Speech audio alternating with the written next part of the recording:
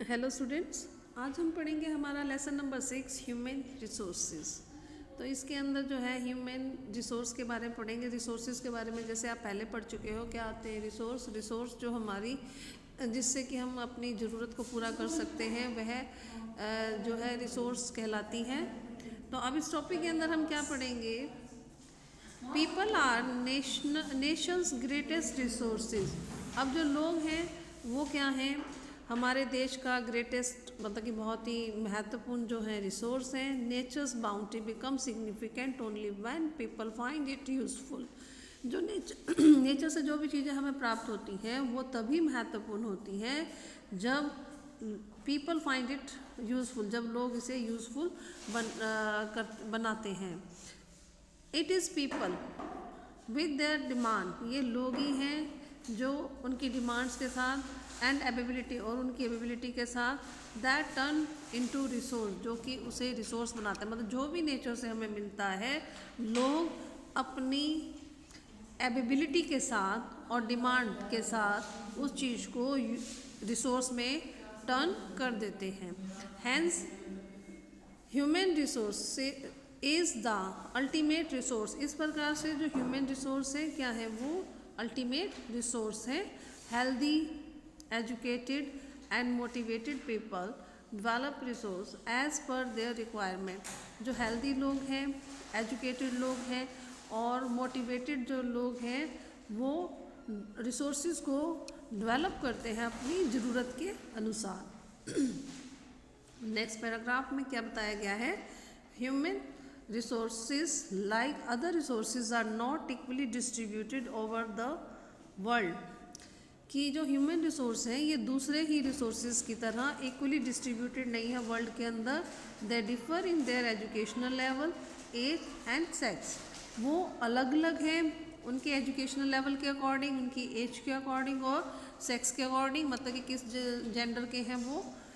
There numbers and characteristics also keep changing. उनकी संख्या और जो विशेषताएं हैं वो भी लगातार बदलती रहती हैं। अब नेक्स्ट जो हमारा इसके अंदर टॉपिक है आपका डिस्ट्रीब्यूशन ऑफ पॉपुलेशन। अब इसमें क्या बताया गया है आपका? The way in which people are spread across the earth surface is known as the pattern of the population distribution. कि किस तरीके से जो लोग हैं वो फैले हुए हैं पूरी अर्थ पर, अर्थ के सरफेस पर। इसे क्या कहा जाता है? Pattern of population distribution. More than 90% of the world's population lives in about 30% of the land surface. World की जो पॉपुलेशन है 90%, वो जो लैंड सरफेस है 30% उस पर रहती है। The distribution of population in the world is extremely uneven. जो पॉपुलेशन का डिस्ट्रीब्यूशन है, जो फैलाव है पॉपुलेशन का, वो वर्ल्ड में क्या है? अनइवन है, असमान है। मतलब कहीं पर पॉपुलेशन क्या है? ज़्यादा है, कहीं पर पॉपुलेशन कम है। Some areas are very crowded. कुछ जो एरियाज़ हैं क्या है? बहुत ज़्यादा क्राउडेड है वहाँ पर। And some are sparsely populated. कई जगह क्या है? बहुत ही कम पॉपुलेशन है। द क्राउडेड एरिया आर, जो भीड़ भाड़ वाले जो एरिया है जहाँ पर ज़्यादा पॉपुलेशन है वो क्या है? South east Asia. तो इन एरिया पर क्या है? बहुत ज़्यादा पॉपुलेशन है। यूरोप में, नॉर्थ ईस्टर्न और नॉर्थ अमेरिका में। अब नेक्स्ट क्या बताया यहाँ पर? वेरी फ्यू पीपल लिव इन हाई लैटिट्यूड एरिया। जो हाई लैटिट्यूडनल जो एरिया है वहाँ पर बहुत ही कम पॉपुलेशन है। ट्रॉपिकल डेजर्ट्स में कम लोग रहते हैं। जो हाई माउंटेन्स है वहाँ पर भी लोग कम रहते हैं। और जहाँ पर फॉरेस्ट है, इक्वेटोरियल फॉरेस्ट है, तो वहाँ पर भी पॉपुलेशन कम है। तो ये तो आपको जगह बता दी कहाँ कहाँ पर पॉपुलेशन कम है। नेक्स्ट क्या बताया यहाँ पर? Many more people live north of the equator. बहुत सारे जो लोग हैं इक्वेटर के जो नॉर्थ ईस्ट है वहाँ पर रहते हैं। Then south of the equator, बजाय कि साउथ के जो इक्वेटर पर है। Almost 3/4 of the world's people live in 2 continent, Asia and Africa. अब लगभग जो 1/3 जो पॉपुलेशन है वो कहाँ पर रहती है वर्ल्ड की? एशिया और अफ्रीका के जो कि 2 कॉन्टिनेंट है वहाँ पर रहती है। 60% of the world people stay in just 10 country, जो लगभग वर्ल्ड की 50% जो पॉपुलेशन है वो 10 देशों के अंदर रहती है। All of them have more than 100 million people, सभी में लगभग 100 मिलियन लोग जो हैं वो रहते हैं। नेक्स्ट आपको बताया गया है डेंसिटी ऑफ पॉपुलेशन। अब डेंसिटी ऑफ पॉपुलेशन क्या है? Population density is the number of people living in the unit area of the earth surface। एक पर्टिकुलर जो यूनिट बनाई गई है उस एरिया के अंदर कितनी संख्या में जो लोग हैं वो रहते हैं, उसे क्या कहा गया है? पॉपुलेशन डेंसिटी कहा गया है। It is normally expressed as per square kilometre. अब ये जो यूनिट जो बताई गई है एरिया की, वो बताई गई है नॉर्मली पर स्क्वायर किलोमीटर, मतलब एक स्क्वायर किलोमीटर एरिया के अंदर कितने लोग रहते हैं उसे कहा गया है density of population. The average density of population in the world is 51% पर स्क्वायर किलोमीटर। जो एवरेज है वर्ल्ड की जो पॉपुलेशन डेंसिटी वो है, वर्ल्ड की बात की गई है यहाँ पर, 51% पर square kilometre. South Central Asia has the highest density of population, followed by East and South East Asia। अब जो साउथ सेंट्रल एशिया है वहाँ पर हाई डेंसिटी है, किसके बाद? ईस्ट और साउथ ईस्ट एशिया के बाद। नेक्स्ट है आपका factor affecting distribution of population. अब कौन कौन से ऐसे फैक्टर हैं जिससे कि जो डिस्ट्रीब्यूशन ऑफ पॉपुलेशन है वो इफ़ेक्ट होती है? अब भाई लोग कहीं पर घनी आबादी है लोगों की, कहीं पर क्या है कम आबादी है, तो इसमें कौन कौन से फैक्टर काम करते हैं? तो सबसे पहले जोग्राफिकल फैक्टर यहाँ पर बताए गए हैं। जोग्राफिकल फैक्टर में सबसे पहला क्या बताया गया? टोपोग्राफी। टोपोग्राफी क्या होता है? जो लैंड की अपर लेयर होती है, तो उसमें क्या बताया आपको? People always prefer to live on plain rather than mountains and plateaus.